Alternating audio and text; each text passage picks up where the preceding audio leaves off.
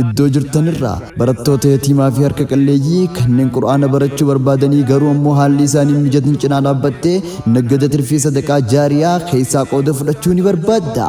Nama muslimaa ta'e kan kana hin barbaanne hin jiru waan ta'eef deebisaan kee eeyyan akka ta'u naaf gala.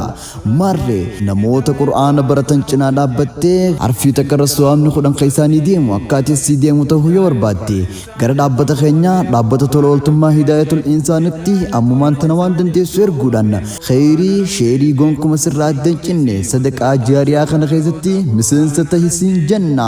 Dhaabbanni hidaayatul insaan hayyootaa fi beektota biyyattiitiin kan hundeeffame turtii yeroo gabaabaattis markazoota 4 keessatti barattoota 366 oliif wantoota isaan barbaachisan guutee akka barattoonni kun qur'aana isaanii baratanii kan haffazus haffazee as bahu godhuu irratti hojjechaa jira.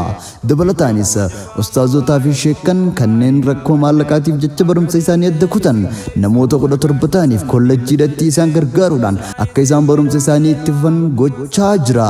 Yaa nama muslimaa khayrii guddoo kana keessaa ammumaan tana kottuuti sheerii qooddadhu, namoota qur'aana baratan cinaa dhaabbadhu, wantoota dandeessuun sadaqaa jaariyaa keessatti hirmaadhu siin jenna. Dhaabbanni keenya yeroo dheeraadhaaf hawaasa keenya keessa baratamaa kan ture garuu yeroo ammaan tanaa dhabamaa jiru qur'aan geey akka inni deebi'ee ijoolleen teenya baadiyyaa fi magaalaa baddaa fi gammoojjii hunda keessatti qur'aanatti afaan hiikkataniif iddoo qur'aanni hin jirre hunda deemuudhaan ustaazota mindaa isaanii ramadee fi akka ijoollee biyyattii barsiisan gochaa jira. Lakkoofsa herreega baankii iskiriinii irratti mul'atu kanaan waan dandeessu gumaachuudhaan khayrii guddaa kana keessatti hirmaadhu siin jenna. Dhaabbata kanarratti waan dandeessan erguudhaan akka sadaqaan jaariyaa kun siif deemu akka qur'aanaan ijoolleen teenya afaan barattu yatiimaa fi harka qalleeyyiinis akka qur'aana baratanii haffazan gochuu irratti haa hojjennu isiniin jenna. Odeeffannoo dabalataa argachuuf lakkoofsa bilbilaa kanarratti dawwaluu ni dandeessu. Hidaayatul insaan dhaabbata tola ooltummaa ijoollee yatiimaaf harka qalleeyyii qur'aana barsiisu. Hidaayatul insaan jechuun wabii qur'aana rabbiiti.